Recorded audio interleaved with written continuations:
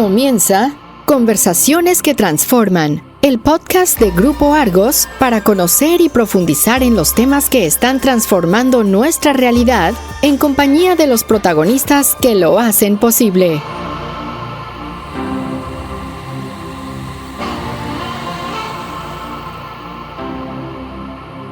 Hola a todos, un gusto saludarlos. Mi nombre es Iván Trujillo, gerente de Relaciones Institucionales y Comunicaciones de Grupo Argos. Un placer estar hoy aquí en este nuevo formato de video podcast de Conversaciones que Transforman. Hoy tenemos un invitado de lujo, es Ricardo Sierra, que es el presidente o líder de nuestra compañía de energía del Grupo Argos que se llama Celsia. Un gusto tener a esta calidad de invitados para que podamos conversar sobre diversos temas. Hoy le he planteado a Ricardo que hablemos un poco sobre cultura, sobre talento, sobre liderazgo, que tengamos la oportunidad también de profundizar sobre lo que está haciendo Celsia como esa gran compañía líder en Colombia en materia de transición energética, que hablemos sobre el rol empresarial, que hablemos también sobre temas de literatura que está leyendo y que nos pueda de pronto contar un poco más de su visión de lo que está viendo en Colombia, de lo que está viendo para el próximo año. De manera, Richard, que es un gusto tenerte aquí en Conversaciones que Transforman. Sabes el cariño, la admiración que te tenemos en esta organización. Tú eres una parte, digamos, fundamental de este grupo de compañías y en especial una que tiene una historia muy bonita a lo largo de muchos años, que materializa, a mi juicio, con creces ese propósito superior de Grupo Argos, que es inversiones que transforman. Si hay una compañía en el grupo empresarial que se ha venido transformando a lo largo de tiempo, es Celsia. Celsia, que pasa a ser una compañía tabacalera hace muchos años y hoy es una compañía líder en el sector de las energías renovables en Colombia. Ya tendremos oportunidad de profundizar sobre eso, pero Richard, bienvenido, esta es tu casa y qué gusto tenerte acá. Iván, gracias, qué rico estar aquí con ustedes, poder compartir algunas ideas de lo que mencionaste y transmitir lo que los celsianos hacemos todo el día, 24 horas, 7 días, por enriquecerle la vida a los clientes y en el fondo apoyar un poquitico para transformar la sociedad. Ricardo es el CEO, Culture Energy Officer de Celsia, la empresa de energía del Grupo Argos. ¿Qué hace el Culture Energy Officer de Celsia? Cuéntame, ¿a qué se dedica? ¿Cuál es tu responsabilidad? Sí, mira, mencionaste una cosa muy curiosa y es que en Celsia, dentro de nuestra transformación, hubo una transformación que más en el modelo de negocio, más que ir a conseguir un capital o una tecnología, estábamos convencidos de que o nos transformábamos para poder competir con los nuevos jugadores en la industria, que los nuevos jugadores no eran los incumbentes de toda la vida en el mundo de la energía, sino que eran startups, compañías completamente digitales en el mundo de la energía, nuevas tecnologías y nuevos entrantes que están haciendo una colocación de nuevas tecnologías de una forma súper agresiva. Entonces nos miramos juiciosamente y nos dimos cuenta, como en Game of Thrones, The Winter is Coming. Y teníamos que arreglar la cultura de la compañía para poder competir con esos nuevos entrantes. Y entonces, dentro de muchas de las cosas que hemos hecho en cultura, una ha sido, por ejemplo, que son cosas de forma, pero que tienen mucho fondo, y es que no tenemos cargos. Entonces quedó el título de CEO y como decidimos competir con cultura y no competir con otras cosas, competir con la forma de hacer las cosas, me quedó perfecto decir que yo era el Culture Energy Officer de la compañía.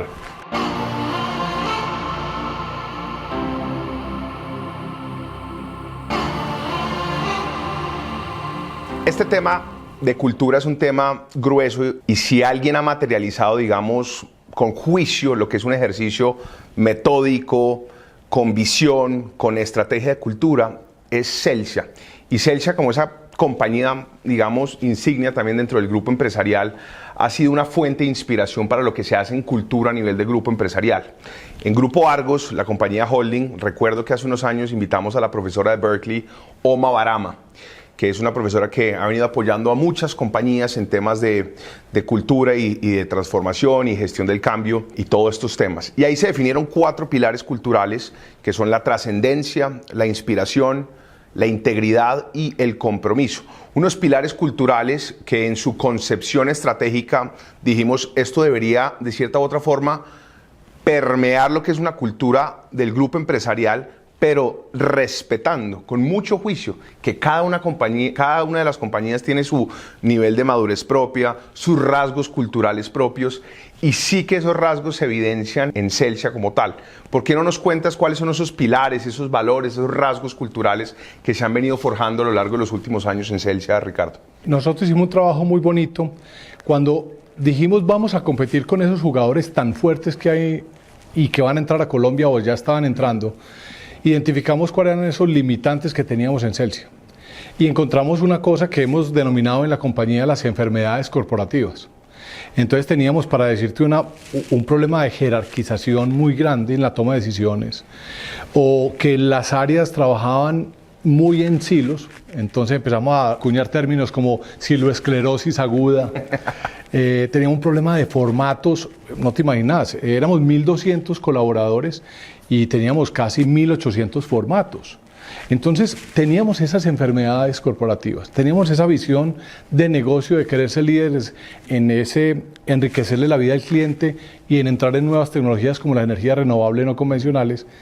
Y toda esa combinación dijimos, ¿cuál es la cultura que necesitamos tener en Celsia para poder ser competitivos en estos mundos y solucionar estos problemas que tenemos de enfermedades corporativas que son muy comunes típicamente en muchas empresas? Y entonces con ese diseño de cultura es con el que hemos estado trabajando y tenemos 4 pilares culturales que son muy únicos para Celsia. No son pilares escogidos al azar como respetar el medio ambiente o trabajar en equipo. Esas cosas son siempre necesarias para cualquier cultura y para cualquier organización. Entonces tenemos, por ejemplo, atrevernos a ser diferentes. Iván, dificilísima en una industria o en una compañía que estaba haciendo muy poquita innovación. O el tema de damos lo mejor para crecer juntos, que es una invitación al trabajo duro, al trabajo fuerte, al trabajo disciplinado. Ser ágiles y confiables, 2 palabras que son difíciles, verlas juntas. Pero la que más nos gusta es que disfrutamos haciendo la vida más fácil. Espectacular. Entonces, esos 4 pilares nos enmarcan toda la actuación hacia los clientes. Y sí que se vive, porque, te lo digo, yo siendo pues colaborador del grupo empresarial, veo permanentemente cómo Celsia es una compañía que se apropia con mucha potencia, de forma auténtica, de lo que son símbolos, ritos, manifestaciones espontáneas por parte de los colaboradores, que uno sabe cuándo va caminando un celsiano, uno sabe cuándo va conversando un celsiano, uno identifica con claridad, digamos, esos rasgos propios culturales de lo que hoy es un colaborador que hace parte, digamos, de Celsia como tal. Ustedes han venido hablando con frecuencia de una frase que es muy poderosa, que es la buena energía, ¿no? ¿Qué es ese cuento de la buena energía, Ricardo? Uno de los problemas más grandes que puede uno caer en una compañía es que uno se vuelca hacia adentro. Que la cultura y todos estos temas terminen siendo hacia adentro. Y nosotros tenemos que darnos esas a los clientes. Si los clientes no perciben que la cultura los beneficia a ellos, nos van a abandonar por un competidor. Entonces siempre el tema de la energía que quieres y la buena energía son mensajes hacia los clientes que marcan todo este trabajo cultural. ¿Por qué no?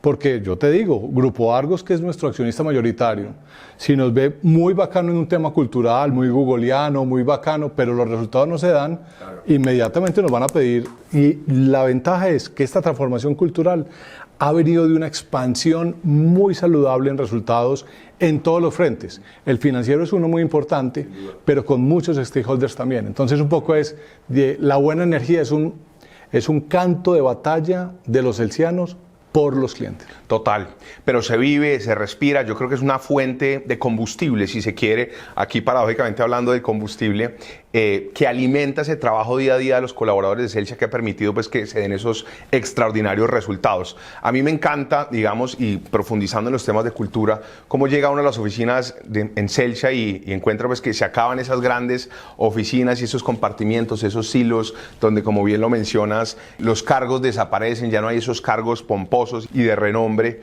y donde hay actividades tangibles que materializan, digamos, esa visión tuya y que le has puesto a la compañía de ser flexibles, ágiles, rápidos, con el ejercicio de la eliminación de los formatos. Yo creo que eso es una muy buena práctica que debería apropiar el sector corporativo, porque pensaría uno que la gran burocracia hace parte única y exclusivamente del sector público, pero muchas veces en las compañías nos demoramos en la toma de decisiones, nos inventamos cuentos que terminan siendo al final del día una burocracia interna.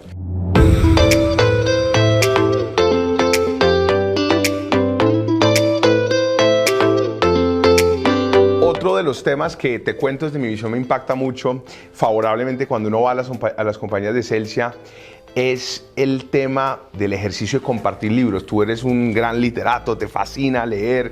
¿Cómo ha servido, digamos, ese ejercicio de tu relación con los libros para efectos de cultura en la organización, Richard? Maravilloso. Tocaste varios temas de forma que son de mucho fondo.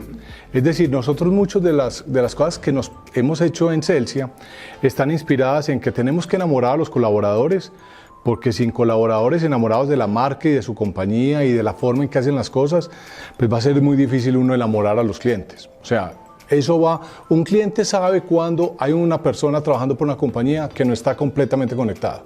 O sea, esa conexión la sienten los clientes. Y cuando un cliente va hoy a Celsia, sabe que estamos jugados por él, estamos jugados por esa cultura. Entonces eso es muy importante. Entonces hemos hecho cosas muy bonitas como las que mencionaste. Me acuerdo mucho de una cuando queríamos romper ese tema de las jerarquías y generar más conversaciones. Las oficinas eran cubículos viejos, tradicionales, oficinas de muchos gerentes con sus puertas cerradas. Un día llegamos con 20 carpinteros, un fin de semana, nadie se dio cuenta y el lunes llegó todo el mundo y no había una sola puerta. Y llegó pues mucho gerente con su cargo, con su tarjeta, muchos años. ¿Y qué pasó aquí?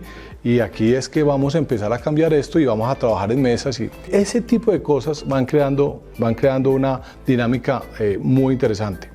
Y la otra que te quería mencionar de esos temas de forma que son de mucho fondo es cuando nosotros estábamos en el camino de esta transformación, nos dimos cuenta de que nos faltaba un tema de confianza muy importante en los equipos. Y empezamos a trabajar el cuento de la eliminación de los cargos. La eliminación de los cargos que generó nos permitió aplanar la organización. Y las conversaciones en los equipos empezaron a cambiar y a fluir distinto. A la gente se le olvidó, Iván, quién era el analista. O sea, la gente empezó a trabajar por roles, por responsabilidades y a participar mucho más. La conversación se elevó y los resultados impresionante. Podemos mover la gente ya con mucha facilidad de un proyecto a otro, de una idea a otra. Todo eso es fruto de esa cultura. Y ve, todas estas cosas no son originales. Todas esas cosas las leímos en libros, lo que me preguntabas. Y en la compañía somos coleccionistas de ideas. Nosotros todos los días somos viendo qué libritos nuevos hay de negocios, qué ideas nuevas hay. Y de pronto ahí en un ejemplo de lo que hizo Semco en Brasil, cuando ellos cambiaron completamente sus oficinas, dijimos, esto lo tenemos que hacer en Celsia. Mira lo que produce este tipo de cosas. Entonces los libros son fuentes de inspiración permanentes, tenemos clubes de lectura de temas más de ficción, pero hay clubes de lectura espontáneos que se han creado en Celsia alrededor de libros de negocios y de cultura. Espectacular. Qué bueno esa experiencia y ver, digamos, esa motivación genuina por parte de los colaboradores, adicionalmente, de quien no es un lector asiduo, al final del día empieza a permearse de un movimiento donde la gente está curiosa, buscando ideas aquí y allá.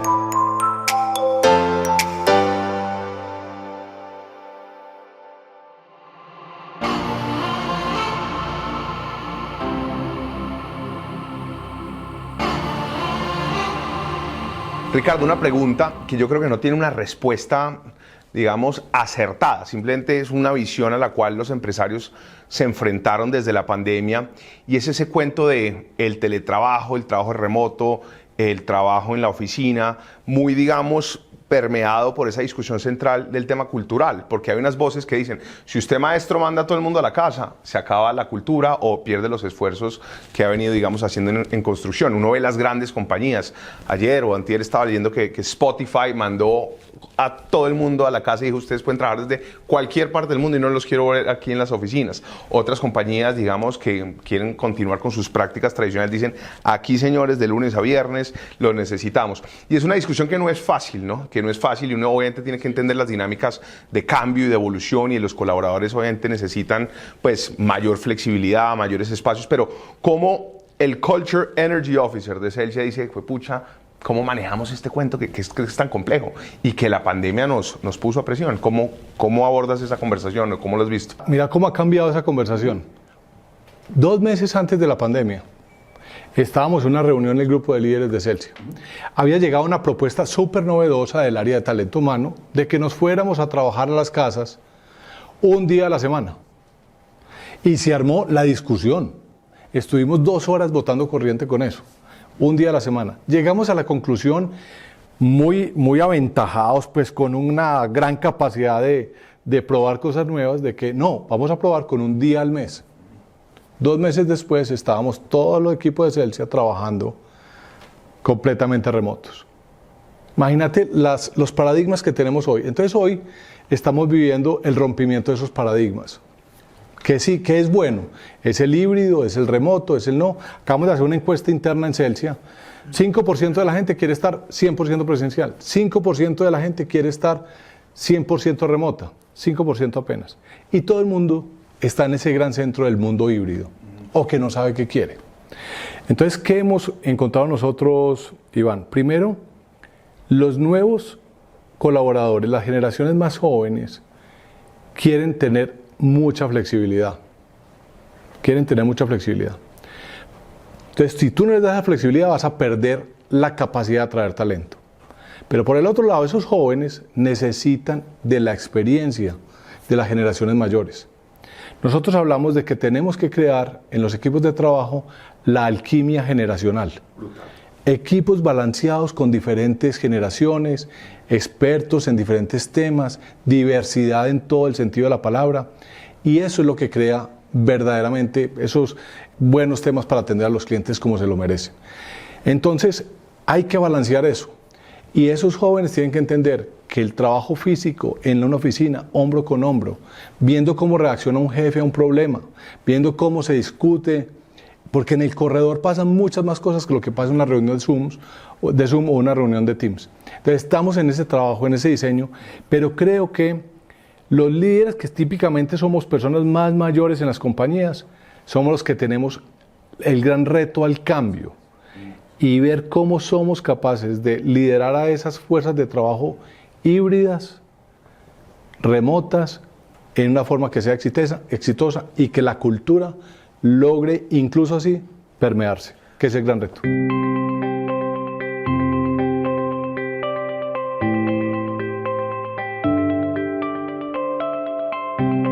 Y aquí abrimos un nuevo capítulo, Ricardo, que es el tema del liderazgo. Lo mencionas ahorita con esa referencia que haces sobre el reto que supone el liderazgo, la movilización de equipos diversos, equipos que hacen parte, digamos, diferentes generaciones, y donde hay una generación que tiene unos rasgos culturales propios y que representa un desafío en el buen sentido de la palabra, que es la generación Z, los jóvenes, que tienen unos comportamientos y unas visiones de vida completamente diferentes, que tienen unos estímulos, motivaciones que al final del día están atados a unos incentivos emocionales diferentes. Hoy no todo el mundo quiere plata, la gente hoy privilegia el tiempo en familia, la gente privilegia poder llevar la mascota a la casa.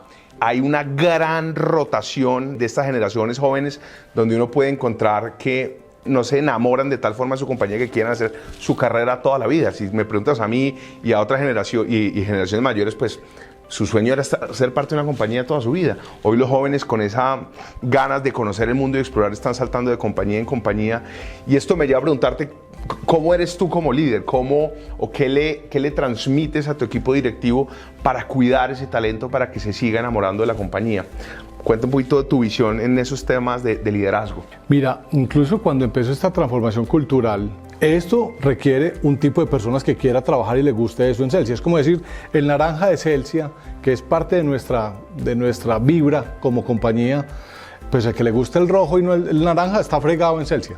O sea, como para decirte una cosa, váyase a trabajar a otra empresa que sea más de rojo. Cuando nosotros lanzamos todo esto, eso crea un choque sísmico en muchas generaciones. O sea, esto se diseña para enriquecerle la vida a los clientes. Y en ese diseño hubo mucha gente que abandonó el barco. Pues dijo, no hombre, muy bacano Ricardo, pero yo llevo trabajando 20 años, me llamo gerente de tal cosa y yo pues la verdad quiero tener pues como ese estatus y me lo dan en otra compañía o en otro ambiente, y entonces mucha gente se retiró de la compañía en esa conversación, una conversación en donde la cultura que se diseña no es para todo el mundo. Entonces, empezando por eso. Ya una vez dado ese paso, hemos trabajado mucho el tema del liderazgo, de la capacidad de adaptación. Y entonces hemos tenido muchos programas que tratan de darle las herramientas, tanto personales, porque hay que conocerse a uno mismo, primero que todo, antes de poder avanzar. Y todo eso lo hemos combinado con los temas ya más de competencias técnicas. Un trabajo que no se detiene, Iván. Eso es permanente. Y fuera de eso, gracias a Dios, hoy el planeta está en una guerra por el talento. Hoy los que son buenos se los roban con una facilidad enorme. Entonces lo que tú decías, mucha gente está en Celsia, pero saben que en 3 o 4 años, después de tener ese trabajo y esa experiencia, les ofrecen mucho dinero aquí y afuera. Y es bienvenido esa transición. Entonces nosotros como líderes, y qué le digo a mi equipo, es cómo tratamos de crear una cultura que permita que todos los días nuestros colaboradores en ese trabajo con los clientes vayan creciendo como profesionales y como personas. Si uno está en un trabajo que permanentemente se siente retado, muy difícilmente te vas a dejar, digamos, engolosinar por otra oferta laboral, porque estás en un proceso de crecimiento permanente. Si nosotros dejamos a la gente en un trabajo rutinario, sin exposición, sin rotación, sin capacidad de aprendizaje, creo que ahí es donde las compañías empezamos a hacer el huequito donde nos van a enterrar después. Total, Ricardo, no, espectacular lo que vienes haciendo. Y déjame conectar un poco ese trabajo en materia de cultura, que es exitoso, que es un caso, a mi juicio, de estudio, que ha servido para referenciación no solo dentro del grupo empresarial, sino también otras compañías tienen los ojos en lo que viene haciendo Celsia en materia de cultura. Pero te hago una reflexión ahí. ¿Quién es el gran? O sea, esto es un trabajo en equipo espectacular, 2.100 celsianos que estamos hoy en la compañía, pero ¿sabes cuál es la medición más importante de si esto sí está funcionando? Y es, hay un indicador clave de métricas de satisfacción de los clientes, que es el NPS, Net Promoter Score, y el de nosotros es 3 veces más que el del promedio de la industria, con el que somos comparables acá en Colombia e incluso con otras industrias de afuera de Colombia. Eso quiere decir que cuando uno se la juega por temas de cultura y por enriquecer la vida de los clientes, las cosas se dan. Total. Esa frase que es magnífica que dice que Culture Eats Strategy for Breakfast de Peter Drucker, creo que hace todo el sentido.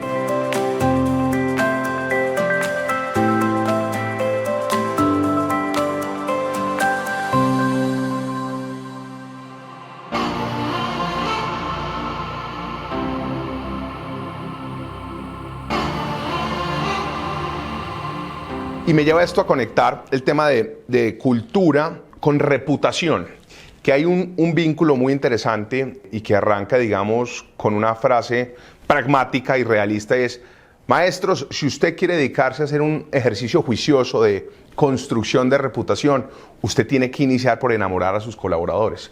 De lo contrario, si la casa no la tiene en orden, comprometida y convencida, pues nunca va a lograr tener ese efecto, digamos, hacia los terceros. Y la reputación como ese activo intangible más importante para cualquier organización, que hoy es una práctica absolutamente fascinante y necesaria.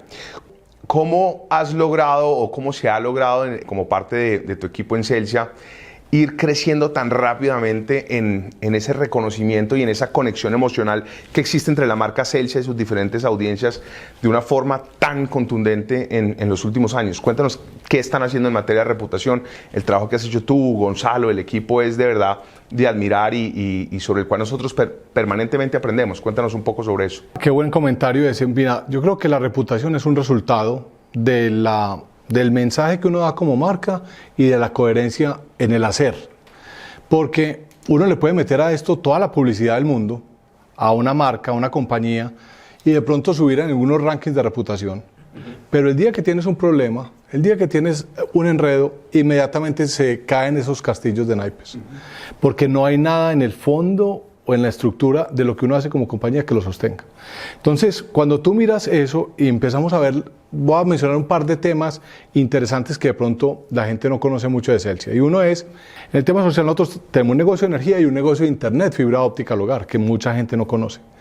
En el negocio de energía la obsesión de Celsia es ser el operador con mejor calidad de energía del país. La energía eléctrica hoy es la infraestructura más importante que requiera cualquier familia, cualquier individuo, porque es la que te permite educarte, entretenerte, trabajar. Es el verdadero habilitador. Entonces, cuando uno tiene una muy buena calidad, está jugado. En el Valle del Cauca somos el operador con mejor calidad del país. Llegamos a Tolima hace 3 años y estamos en una curva de mejoramiento espectacular, pero obsesionados con eso. La otra es un tema en Internet, por ejemplo, el tema social. Nosotros estamos tirando fibra óptica al hogar en cascos urbanos, no en las grandes ciudades. No tenemos grandes ciudades, en Valle y Tolima. Cada que pasamos al frente de una escuela pública, Iván, la estamos conectando completamente gratis con un paquetote de 800 megas. O sea, esos muchachos van corriendo al colegio. Ya tenemos más de 130 escuelas públicas conectadas, más de 70.000 estudiantes, y la obsesión de los celsianos que trabajan en Internet es que el 100% de los estudiantes públicos de cascos urbanos de Valle y Tolima en 3 años tengan Internet gratis de Celsia. Imagínate en 10 años esa generación de estudiantes. Entonces, ese tipo de cosas las hacemos naturalmente, no salen. Eso salió de una conversación del equipo que dijeron, vean lo que le está pasando a las escuelas en esta pandemia, a los muchachos. Entonces, eso al final, cuando la gente empieza a ver esas actuaciones que son genuinas, no son para ganarnos un titular, sino porque las queremos hacer permanentes, como la de los árboles que se me olvidaba, en el tema ambiental, nos dio hace 6 años, en fenómeno del Niño, el Valle del Cauca, con pico y placa de agua en casi todos los municipios, dijimos, vamos a sembrar un programa de 1 millón de árboles por año, 10 años, Ivancho, que vos gozás con él, que es Reverdece. Hoy ya sembramos los 10 millones de árboles y ahorita nos estamos poniendo una meta de llegar a 40 o a 50. Total. Y lo hacemos completamente voluntario. No te imaginas lo que generamos de empleo, de biodiversidad y eso. Cuando los clientes, cuando nuestras audiencias ven ese trabajo, que lo hacemos, como te digo, naturalmente, convencidos de que es la forma de enriquecer la vida a los clientes y a la sociedad en la que vivimos, yo creo que es donde la reputación pues, sube. Total. Y estamos muy bien en reputación, gracias a Dios.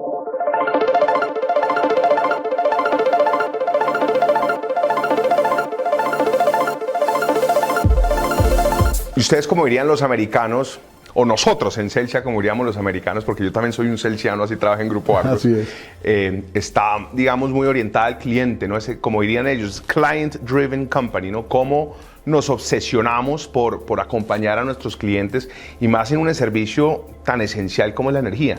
No hay nada pues que le pueda sacar la piedra y con toda razón a alguien cuando se le va la luz. Pues yo creo que es la forma más vulnerable de la humanidad cuando uno está pues sin luz ni nada por el estilo. Y a mí me consta el trabajo juicioso pues que ustedes han hecho en ese ejercicio cuidadoso de abordar la conversación con el cliente mucho más allá de esta es su factura, esto es lo que usted me debe, porque esto tiene un universo muchísimo más grande. Y ahí surge una palabra que a mi juicio hoy cobra especial importancia, que es la confianza. La confianza, al final del día decía Confucio que los reyes para gobernar necesitaban de 3 elementos: alimentos, armas y confianza. Y que podrían vivir sin 2 de ellos. Los reyes podrían vivir sin armas, sin alimento, pero nunca podrían perder la confianza en sus seguidores, porque ahí es donde se destronaban por completo. Y Celsia ha venido construyendo mucha confianza con sus clientes. En un mundo donde vivimos en una crisis de desconfianza, el Trust Barometer de Edelman es pues para sentarse a llorar, donde básicamente concluye que la gente ya no cree en nada. Y hoy el sector empresarial goza de alguna estima, que podría ser mucho mejor, hoy es buena, pero podría ser mucho mejor, y que se traduce al final del día como un actor que puede construir sobre la confianza. Con este contexto, y perdóname lo extenso, ¿por qué no nos cuentas en tus conversaciones internas cómo se aborda ese capítulo de, hombre, vamos por el cliente, atendámoslo mejor, ayudémoslo en esto? ¿Cómo es esa conversación interna? Mira, cuando nosotros empezamos con el tema de los formatos, que hicimos ese diagnóstico tan tenaz de 1.800 formatos, 1.200 colaboradores. Imagínate, o sea, nos la pasábamos como el seguro social del pasado, o sea, una cosa completamente burocrática, y empezamos a romper eso. Hoy en día tenemos 300 formatos, prácticamente 99% digitales, y lo que más rompimos fue el tema con los clientes. A un cliente llegaba a una tienda nuestra, hoy se llaman tiendas, antes eran oficinas de atención, llegan a una tienda porque Uno llega a una tienda es para que lo atiendan. Claro. ¿No es cierto? Para que lo contemplen. Entonces llega a una tienda y antes le pedíamos fotocopia al 150% de la cédula autenticada. Si tú no llegabas con ese papelito, no podías hacer nada en Celsia. Entonces, de 50 formatos que los clientes tenían que llenar para diferentes temas con nosotros, hoy prácticamente no llenan nada. Llegan, simplemente dicen quién es y empiezan a hacer cualquier cosa que necesiten, como muchas empresas lo hacemos hoy.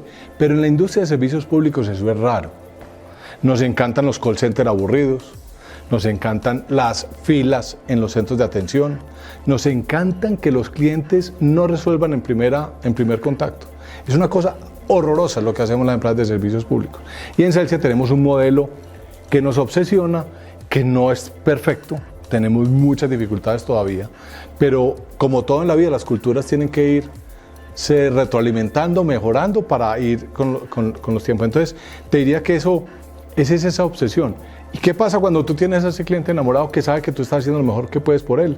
Porque muchas veces llega un aguacero, te rompió 3 transformadores, te rompió 3 líneas y te vas a demorar restableciendo el servicio. Pero cuando tú sabes que esos clientes, los clientes se reconocen ese esfuerzo genuino, nuestra obsesión es volverlos en fanáticos. Ya que estamos en el Mundial de Fútbol, un fanático le perdona a la Argentina que pierda su primer partido, pero goza cuando lo ve pues coronarse como campeón del mundo.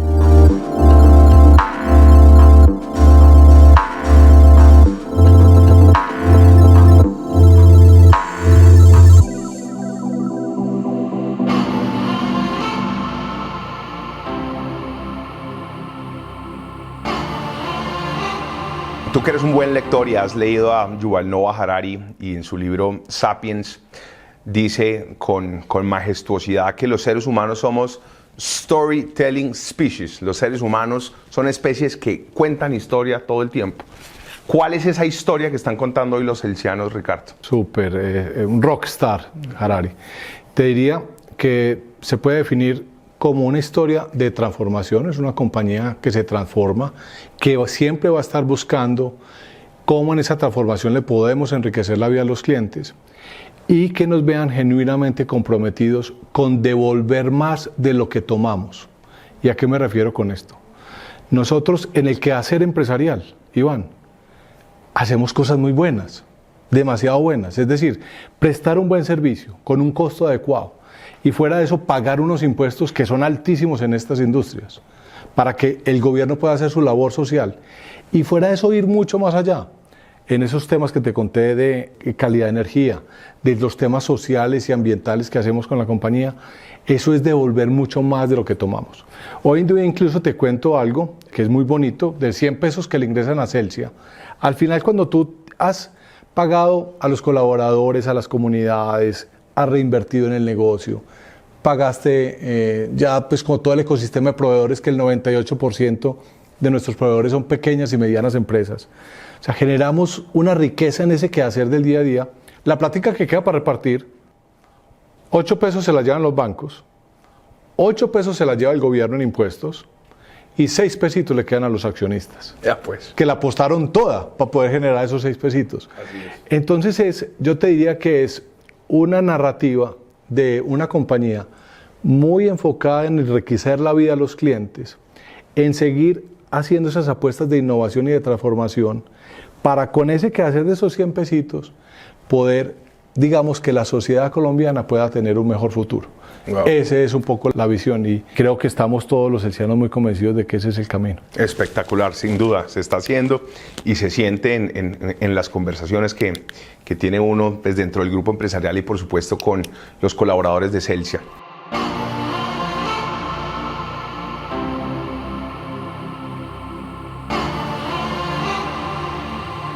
Pasemos a un capítulo fascinante, Ricardo, si te parece, que es el de la transición energética.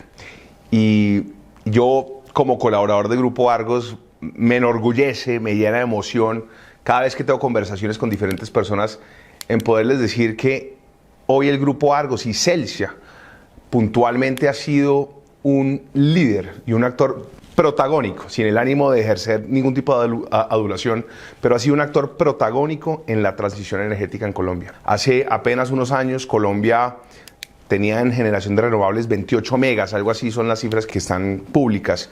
Hoy ya vamos en 1000 megas y vamos por 2800 megas de energía renovables en Colombia. Colombia con la sexta matriz de energía más limpia del mundo. Y como parte de esos grandes titulares hay un actor ahí, silencioso, que es Celsia, que ha venido empujando ese barco, que ha venido materializando con creces lo que hoy podemos decir que la transición energética en Colombia es una realidad. Y no se le debe a un solo personaje, sino que ha sido una seguidilla, digamos, de actuaciones, de política pública, pero sobre todo de empresas comprometidas con este tema que ha permitido hoy llevarnos a donde estamos hoy. Para dar un poquito de contexto a nuestros oyentes, Celsia es una empresa de generación, distribución, comercialización de energía, 1.2 millones de clientes en Valle, en Tolima, 4 países, 20 y pico centrales de generación, térmica, eólica, solar e hídrica igualmente. Y con este toolkit, con estos capabilities, se está desarrollando la transición energética. Hablemos un poco de eso. ¿En qué momento se te vuelve la obsesión los temas de la energía renovable en Colombia? Cuando nosotros hicimos el referenciamiento, la compañía venía haciendo experimentos con sus equipos de innovación en el tema solar. Teníamos algunos clientes ya en Cali y estábamos empezando a acariciar esa tecnología, pero era muy costosa. Y cuando la gente decía, no, en Colombia hay mucha agua para generar energía, eso pues nunca va a dar en Colombia. Era muy curioso ese momento del comienzo de la revolución solar en Colombia. Y también nos enfrentábamos a qué era la transición energética para Colombia, que es un tema que me parece muy importante, como dar una visión de que Colombia hoy es la envidia mundial. La envidia mundial, porque es un país que el 80% de su energía eléctrica es generada con fuentes renovables, con el agua, privilegiados de tener un país con estas montañas y con estos ríos. Eso es un privilegio tenerlo. Y éramos ya muy limpios en la generación de energía. Pero ¿qué es la transición energética que necesita Colombia? Es que la expansión que se pueda hacer a futuro se haga ojalá con mucho sol y con mucho viento. Esa es la transición. Y lo otro es, si queremos reducir emisiones de CO2, hay 2 fuentes complejas de emisiones de CO2. Una es la deforestación. 40% de las emisiones en este país, poco menos, son por cuenta de la deforestación. O sea, no es un problema ni de tecnología, ni de empresas, ni de impuestos al carbono. No. Es cómo logramos parar la deforestación. Y la otra es la industria del transporte. En la industria del transporte, ahí hay una posibilidad enorme de volver esa industria eléctrica. O incluso, como algunos especulan, que pueda llegar el hidrógeno a ser otra fuente importante. Entonces, con ese panorama, para dar un poco de contexto de que Colombia está muy bien posicionado, muy bien. En los últimos 4 años en el gobierno de Duque hubo un boom. Se aprovechó de unas normas que dejaron en el gobierno de Santos, de la ley 1715. Fíjate cómo esto es irse pasando la posta, de ir creándole valor a la sociedad. Y hoy en día hay una revolución solar. Hoy se están construyendo granjas solares de gran tamaño, mediano. En los techos de cada comercio, de cada industria, se está instalando solar. Los constructores de vivienda, desde vivienda de interés social hasta la vivienda de estrato alto, toda está casi que viniendo preinstalada solar. ¿Por qué? Porque es una tecnología hoy competitiva y que puede prestar muy buen complemento a lo que ya se tiene. Estamos con un gran reto en el mundo eólico. En ese sector, Celsia ya es líder. Tenemos una alianza muy linda con 2 fondos de pensiones canadienses, que son Ontario Teachers y PSP, que tienen una compañía de inversión que se llama Cubico Sustainable Investments, que le han apostado a Colombia, que creen en Colombia profundamente y son uno de nuestros grandes socios en esa apuesta solar. Y está el mundo eólico, el mundo del viento, que ha sido prácticamente inexplorado en Colombia y ya hay más de 1.500, 2.000 megavatios de proyectos en desarrollo en La Guajira. Grandes retos sociales, grandes retos de ejecución que se vienen y que tenemos que enfrentar con el gobierno, con las comunidades y con las empresas para hacer algo virtuoso. Y tenemos que tratar de que eso se pueda dar, porque el viento es el que puede reemplazar lo que ya no se va a hacer en agua. Creo que por el activismo ambiental, que se ha satanizado mucho el agua, sobre todo el agua de embalses, no se va a poder aprovechar mucho ese potencial hídrico de Colombia, una lástima. Y yo creo que eso, si no lo reemplazamos con viento, va a ser muy difícil de reemplazar. Entonces te diría que eso es un poco hacia donde va la transición energética en el capítulo de generación.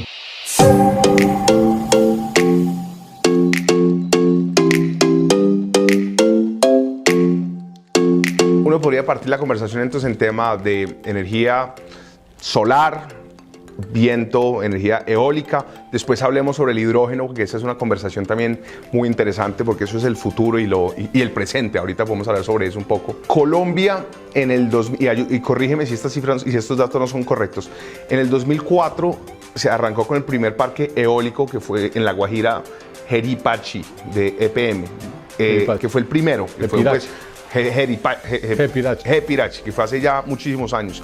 El primer parque solar o granja solar en Colombia la desarrollamos nosotros en Jumbo, con Celsia, que eso fue pues un hito en materia solar en Colombia, y desde ese entonces pues no hemos parado de desarrollar granjas solares, techos solares y todo este tipo, digamos, de innovaciones que al final del día son una realidad. Con este contexto en temas solares, cuéntanos ¿cómo ha sido el proceso? ¿Cómo lo has vivido? ¿Cuáles son los grandes retos en tema solar? Y ya pasamos, digamos, a los otros temas como eólico e hidrógeno, si quieres. El tema solar, para darle un contexto a quienes nos estén viendo y escuchando, es una tecnología que en los últimos 20 años bajó un 99% el costo. Wow. Entonces, si algo costaba 100 pesos, hoy cuesta un peso. Hoy ese peso hace que la energía solar sea competitiva en el día a día con cualquier otra. Con una gran problemática, es que el sol deja de brillar. Claro. Entonces, tiene esa intermitencia que no es controlable por los que instalamos la energía solar. Entonces, tenemos esa situación. Pero el mundo solar es de una dimensión tan importante que los que están instalando hoy energía solar en sus hogares pasan a pagar 0 pesos en su factura de energía eléctrica. O sea, pasan a pagar un cargo de comercialización y un tema por respaldo, pero eso es lo que se está dando. Las fábricas están logrando reducir en un 30% sus costos de producción en el componente de energía eléctrica, más o menos, dependiendo de las fábricas. Entonces, cuando tú ves esa combinación y tú ves el sol, las granjas solares que entran al sistema, complementando el agua, nosotros tenemos aquí cada 6, 7 años un fenómeno del Niño. Y hay sequía, y se secan los embalses y los ríos. Y entonces siempre tenemos que entrar las térmicas. Si logramos meter una buena energía solar, va a ayudar a que la matriz siga siendo muy limpia y dejar que las térmicas, las de carbón especialmente, o las de gas, pues no se tengan que prender tanto. Entonces, un poco esa es lo que está pasando con el mundo solar, que es bien interesante, hay una revolución aquí.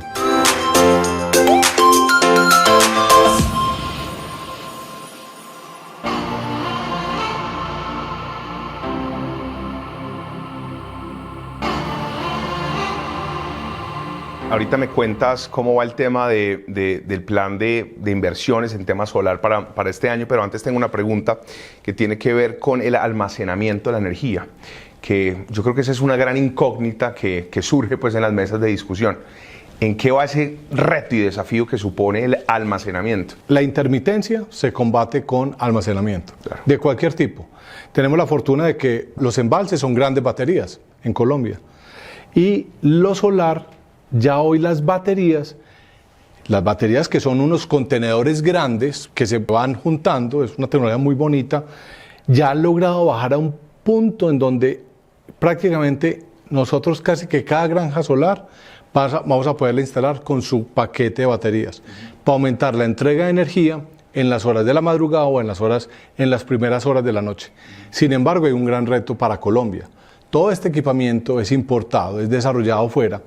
Y las tasas de cambio, las tasas de interés hoy, que estamos viendo en este momento una turbulencia macroeconómica en esos indicadores en Colombia, hace que sea más difícil que los proyectos cierren económicamente, que sean más viables. Ojalá que muy pronto el país retorne a una senda de más estabilidad para que podamos seguir acelerando el ingreso de almacenamiento. Qué bueno que lo mencionaste, Iván. Buenísimo, muy claro. Y hablando de respaldo, ¿por qué no nos cuenta rápido sobre Termotesorito?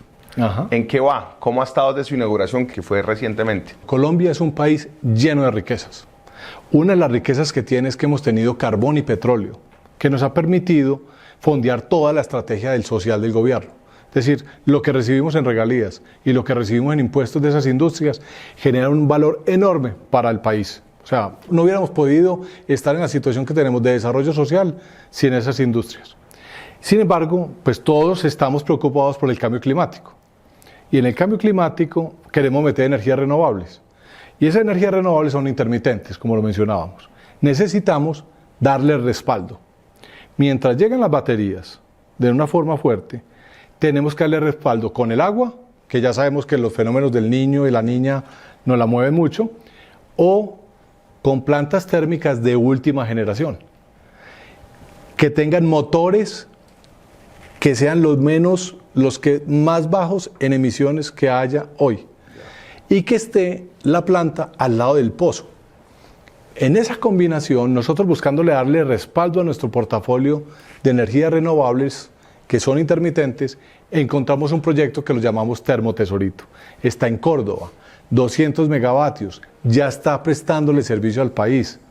Es una cosa espectacular porque nos permite hacer que el agua nos rinda más y poder dar a los clientes energía 24 horas, 7 días, con muy bajas emisiones, y es un proyecto que se está compensando 100% con temas de naturaleza, con siembra de árboles, que las emisiones que produzcan sean mitigadas o con más energía solar. Así que brutal. Eso es, hay la posibilidad de que este país crezca con un diferencial muy grande. El gas importado, si dejamos de tener gas en Colombia, y creo que ahí me meto un poquitico en un tema importante para que los colombianos vean esto, cuando nosotros estamos consumiendo gas en nuestras casas, que es ya en las grandes ciudades o medianas ciudades de Colombia, todo el mundo tiene gas en sus casas. Ojalá que sea eléctrica muy pronto, invitamos a que se vuelvan más clientes nuestros, pero el gas lo producimos en Colombia. Tenemos gas importado para darle respaldo a las plantas térmicas del país cuando hay fenómenos del Niño o fenómenos de sequías fuertes. Ese gas llega 15 veces más caro que el gas que producimos en Colombia. Okay. Entonces, cuando nos negamos a tener gas en Colombia, nos estamos no pegando un tiro en un pie, estamos pegando un tiro en los dos pies. Clarísimo, clarísimo. Necesitamos producir gas y consumirlo de una forma eficiente, claro, que no produzca emisiones y que nos ayude a hacer esta transición a fuentes ya renovables, clarísimo, no convencionales.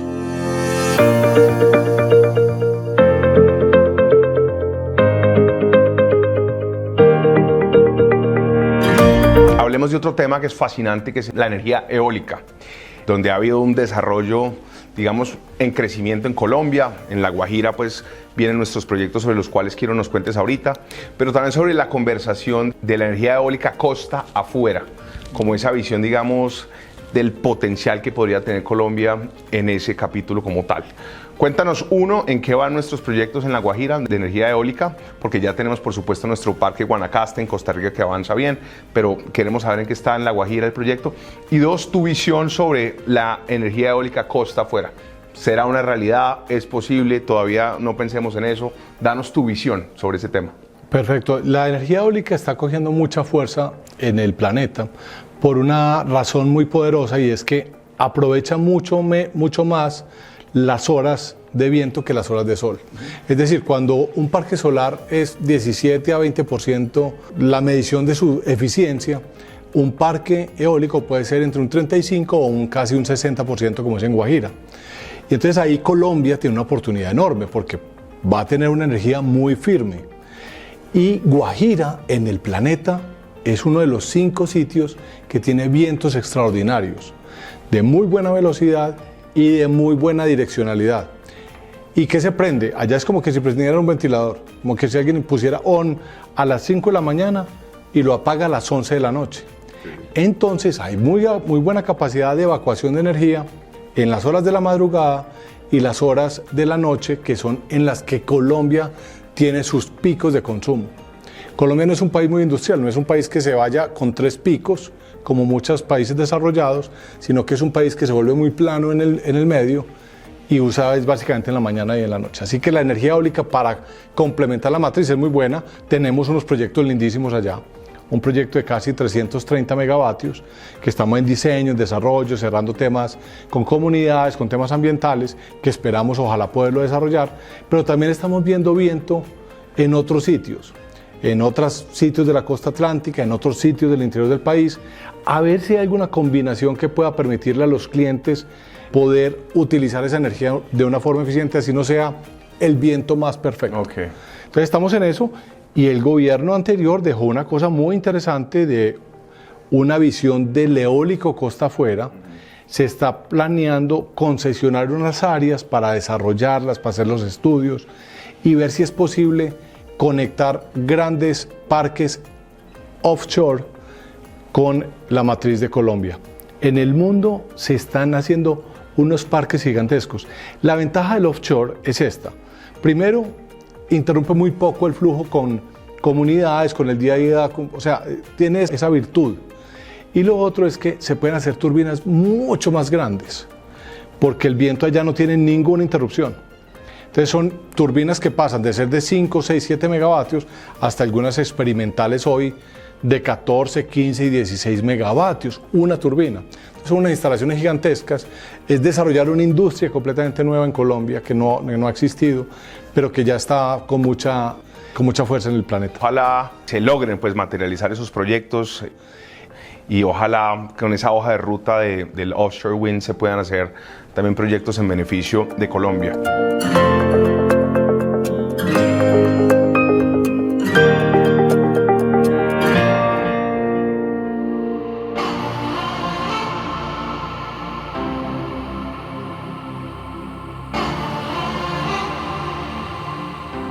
Otro capítulo que ha venido, digamos, ocupando grueso, importante la conversación sobre los temas de política pública en lo que tiene que ver con el desarrollo de energías es el tema del hidrógeno.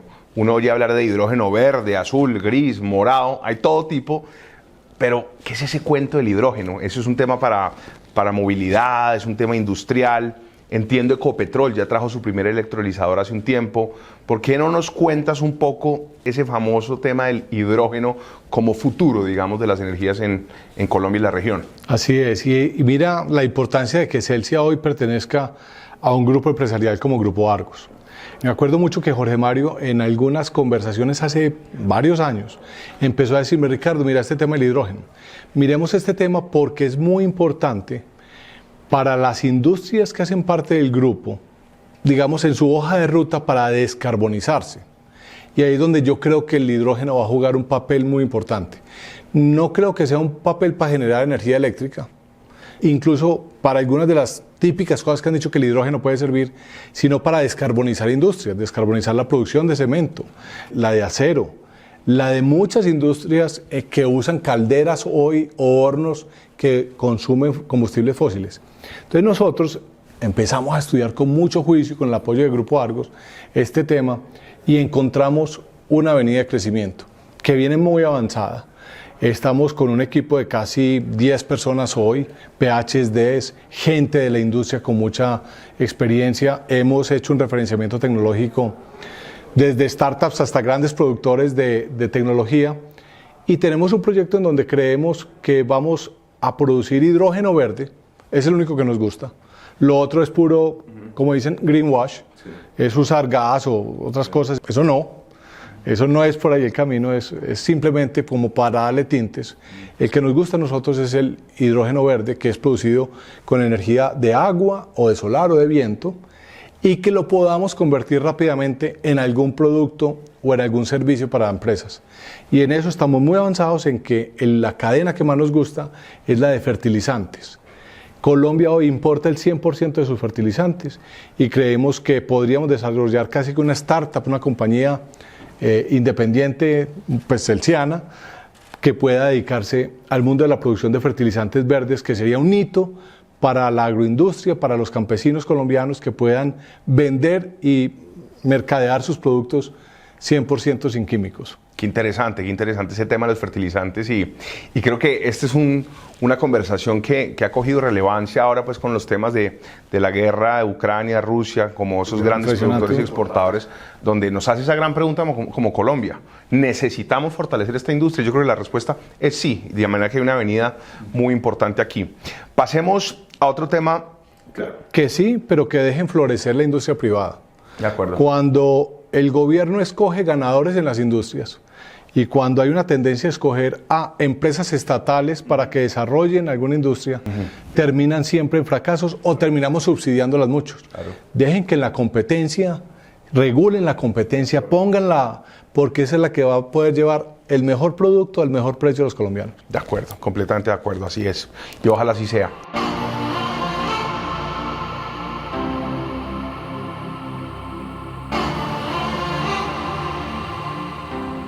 Movilidad eléctrica, ¿en qué va Moverang? ¿En qué van estos temas? Leía una noticia hace 2 días que me sorprendió, que Colombia es líder en Latinoamérica en ventas de vehículos eléctricos, sin meterle el tema de híbridos. Eso me sorprendió, pues les digo, y me lleva a acordarme pues que en Celsia el capítulo de movilidad eléctrica pues ha cobrado mucha vigencia igualmente. ¿Por qué no nos cuentas en qué va? Así es. Nosotros en Celsia nos pasó Iván, lo del que es primero, el huevo o la gallina. ¿Van a llegar primero los vehículos o van a llegar primero los cargadores o la infraestructura de carga? Entonces, ¿qué hicimos nosotros? Vamos a meternos duro a empujar los diferentes elementos de la cadena en una labor que también de esas de crear sociedad, de crear una línea de transformación y de transición energética en donde muchas veces uno no ve el payback a los 2 años, sino que lo va a ver en 5, 6 o 7 años. Y es ahí donde hemos venido jugando. Entonces, trajimos los primeros buses eléctricos, los trajimos al sistema mío en Cali, 26 buses que ya están rodando y que los prefiere todo el mundo. Desde el usuario del sistema hasta el conductor. Es un carro que no vibra, que no contamina, vos nunca sentís el smog. ¿Sí? A no ser que tengas un bus de los del mío contaminantes de gas o de diésel adelante. Pero de resto es delicioso la experiencia del usuario y del conductor. Entonces 26 buses, después nos ganamos 200 buses para Transmilenio, que ya se los vendimos a un fondo especializado en movilidad eléctrica, pero hicimos el patio de carga más moderno del país, puede cargar en simultáneo los 200 buses. Entonces, en eso nos fuimos metiendo y en el tema de la mitad, en el tema del comercial, hemos hecho temas con grandes firmas, con grandes marcas acá, en donde nosotros les montamos los centrales de carga, con aliados como la gente de Renting Colombia o con otros aliados, productores de vehículos eléctricos, proveen el equipo rodante. Y así hemos poco a poco ido sembrando pequeñas cosas. Y tocaste una muy linda que es Moverang. Moverang es movilidad personal, básicamente. Y es que hoy en día es una compañía que tenemos entre Sura, Bancolombia y Celsia. Y tú puedes entrar a Moverang y arrendar por el tiempo que quieras pequeños vehículos eléctricos. Y tenemos hubs corporativos que le montamos a las empresas. Entonces a la empresa le montamos pequeños biplazas o de 4 personas, motos eléctricas, patinetas, bicicletas con sus sistemas de carga. Entonces hacemos todo eso porque creemos que la movilidad compartida o la movilidad individual, ya teniendo esa conciencia de buen ciudadano con el planeta, el tema eléctrico es un dinamizador. Y lo que está pasando, Iván, es increíble. Los precios de los vehículos eléctricos hoy compiten de tú a tú en el planeta ya con los vehículos de combustión. No hay ninguna marca de vehículos que no esté en un plan de volverse 100% eléctrica en los próximos 10 años. Y se está acelerando muchísimo eso porque los clientes, los que van a comprar un vehículo, ya están diciendo, voy a ver primero el eléctrico.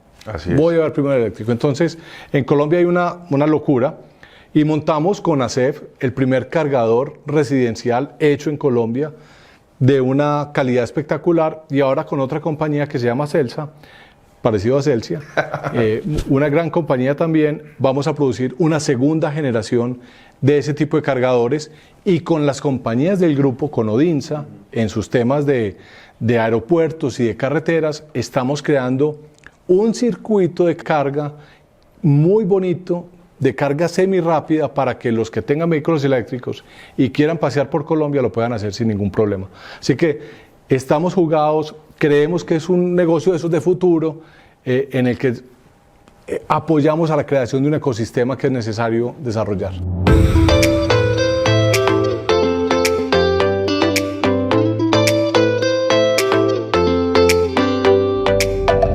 Otro cambio de tercio que tiene que ver con un asunto bien relevante hoy en día, que es el famoso cuento de las obras por impuestos. Yo recuerdo que en el año 2014, Jorge Mario Velázquez armó un grupo de colaboradores, entre esos estaba yo, y nos dijo, váyanse por favor para Perú, para Lima, y reúnense allá con una agencia que se llama ProPerú, visiten a un personaje que era Luis Carranza, el exministro de Economía y Finanzas, luego presidente de la CAF, y conozcan en una conversación exploratoria lo que está desarrollando Perú en materia de obras por impuestos, que no es nada diferente a usar parte de los impuestos que tiene una compañía a cargo para destinarlos para desarrollo de proyectos de diferente índole en beneficio de las comunidades donde se participa. Desde ese entonces, 2014, Colombia después adopta su primer modelo regulatorio de obras por impuestos, con unas deficiencias, después fue mejorado, y al final del día hoy estamos, varios años después, con una realidad que el Grupo Empresarial Argos, también con el apoyo, por supuesto, muy importante de Celsia, nuestra compañía de energía, ha sido un actor protagónico en lo que tiene que ver con el desarrollo de obras por impuestos en Colombia. Entiendo, en el Cauca ha habido un ejercicio juicioso de obras por impuestos. ¿Por qué no nos cuentas cómo han venido, digamos, como desarrollando este tema? Tocaste un tema muy bonito. Imagínate que eso de obras por impuestos yo creo que es transformacional para el relacionamiento entre los empresarios y las comunidades donde operamos. Imagínate eso, nosotros tenemos casi, no sé, 30 operaciones satélites en todo el planeta, en todo el país, desde el Cauca hasta el Alto y Bajo Anchicayá, operaciones en la costa norte, en Antioquia, en la Antioquia profunda, y uno genera ya una operación empresarial, genera un pocotón de impuestos, y eso se va para Bogotá, y eso empieza a ser pues ese derrame que hacen los impuestos en Colombia, pero ¿cuándo le va a llegar a Suárez en el Cauca una inversión que sea equivalente a lo que nosotros producimos en impuestos? Nunca. Entonces, ese elemento de que los empresarios podamos decir, yo voy a mandar una plática en impuestos, pero la voy a gestionar directamente con todas las capacidades empresariales que tenemos y la voy a invertir en la carretera terciaria que se necesita en Suárez. En la dotación escolar, que ya hemos dotado más de 1.200 escuelas, con pupitres, con sillas, con tableros, con computadores. Imagínate eso, creo que hemos pasado por más de algo así como 100.000 niños impactados con dotación escolar. Entonces, cuando tú empiezas a mirar lo que se puede hacer en obras por impuestos con la capacidad de gestión del privado, sin que haga peajes, por hablarlo, muchos tipos de peajes que suceden lamentablemente en Colombia, te miran distinto. Ya dicen, ¿por qué no hay más empresas aquí alrededor que podamos seguir haciendo obras por impuestos? Es decir, la gente se conecta y creamos valor social, como decimos en el grupo empresarial.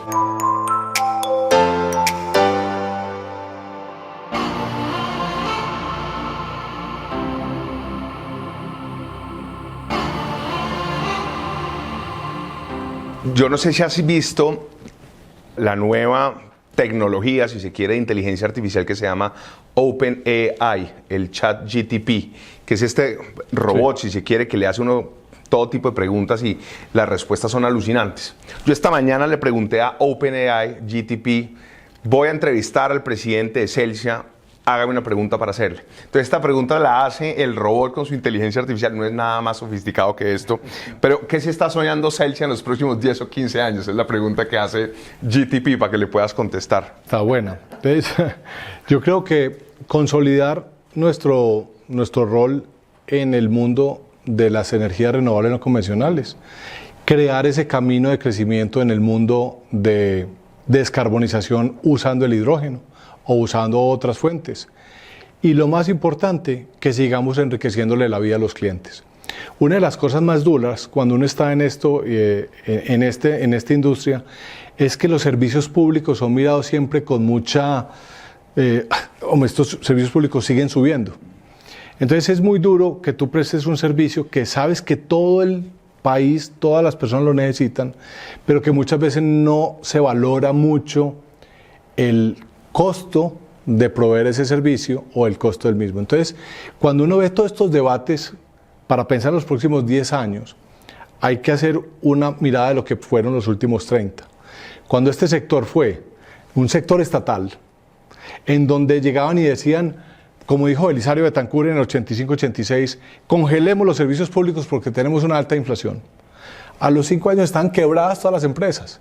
El 30-40% de la deuda de Colombia era una deuda estatal por las compañías de servicios públicos.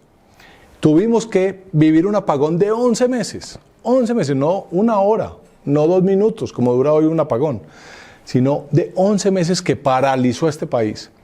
Y hubo una transformación en eso, y desde que se le dijo el sector privado tiene que ser el operador de este servicio público. Y eso es lo que ha permitido que de 4 hogares, habían 3 hogares con energía, hoy son prácticamente los 4 hogares en Colombia, casi que hay una perfecta cobertura del servicio.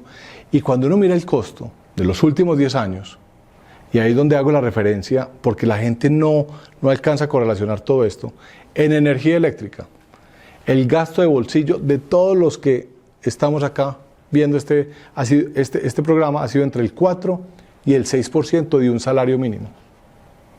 Eso es lo que nos gastamos en energía eléctrica. Entonces, no hay que mirarlo con perspectiva. Entonces, para nuestra EI dentro de los próximos 10 años, ojalá que sea ese tope del 6%, ojalá que sea el 3%, que tengamos energía abundante y fuerte en Colombia para que podamos seguir desarrollando esta economía que siga creciendo, para poder que con la energía de Celsia haya muchas oportunidades de reducción de pobreza para este país.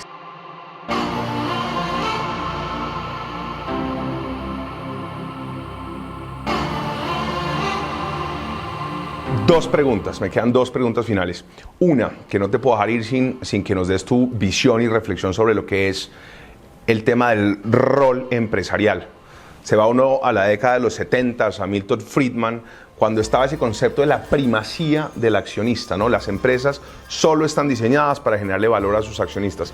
Ese concepto, que vivió muchos años, ha venido siendo, digamos, ampliamente cuestionado y ha venido evolucionando en diferentes conceptos, como el de Michael Porter de la Universidad de Harvard, que habla del shared value, del valor compartido. Está Richard Howitt hablando sobre los temas de multicapitalismo. Está Raj Sisodia con capitalismo consciente. Veo ahora que en Estados Unidos hay un gran debate sobre un nuevo término que han acuñado que se llama el woke capitalism. Está en el Klaus Schwab, que es el del Foro Económico Mundial, hoy habla del stakeholder capitalism. Mejor dicho, se ha venido cuestionando un poquito de cuál es el rol del empresario. Debería de puertas cerradas sentarse a generarle única y exclusivamente valor a su accionista como tal, que si me preguntas, yo creo que sí, pero eso no es excluyente con que se genere valor igualmente a la sociedad de los diferentes grupos de interés. ¿Cuál es tu visión alrededor del rol del empresario hoy en día? Me parece que todo lo que acabas de describir es capitalismo con apellidos, ¿no es cierto? Sí, sí. Pero es capitalismo. Al capitalismo hay que quitarle esa mala fama que se le ha creado. De acuerdo. Y el capitalismo ha sido la herramienta más poderosa, el sistema que nos hemos inventado los seres humanos para poder sacar a más gente de la pobreza. Total. 200 años antes, llevamos 200 años con este experimento del capitalismo. Antes de esa época, el 90% de la humanidad era pobre. Éramos pobres y había unos pocos aristócratas que gozaban de la riqueza. Hoy en día es completamente al revés. Es decir, hay una diferencia, hay mucha inequidad en la parte económica, hay unos ricos y hay unos más pobres, pero cuando tú miras la inequidad del consumo, que es la que uno debería mirar, hoy cualquier persona de clase media colombiana consume lo mismo que un rico en Estados Unidos. Y eso es súper importante, porque es esa la que nos debe preocupar, que todos los colombianos podamos consumir lo que podamos y queramos. Entonces se come la misma hamburguesa. Claro, así es. O sea, es que eso... Es. Y que haya más ricos no nos debe importar, nos debe entonces es preocupar una pregunta. ¿Estamos disminuyendo la pobreza? Y el capitalismo es la máquina para disminuir pobreza. Estamos de acuerdo. Y los empresarios tenemos que entender que el capitalismo de amigotes, que el capitalismo que hace trampas y no está en libre competencia, es el que tenemos que combatir. Brutal. Nosotros como empresarios tenemos que propender porque hay una regulación fuerte, pero que nos permita competir para poder enriquecerle la vida a los clientes. Y si uno se gana el derecho a competir, ser capitalista es lo más difícil del mundo. Hoy las empresas, una empresa en los años 60, de las del 500 Fortune, duraban 50, 60 años. Hoy duran menos de 20. menos de 20 ya están quebradas, fusionadas. O sea, ser capitalista es lo más duro del mundo. más duro. Y lo dice un tendero de barrio que tiene que competir con otros 3 tenderos, Tal cual. hasta nosotros que tenemos que competir pues, con las multinacionales de este planeta. Entonces, el capitalismo es la cosa más linda de todas. Entonces, mi primer stakeholder es enriquecerle la vida a los clientes.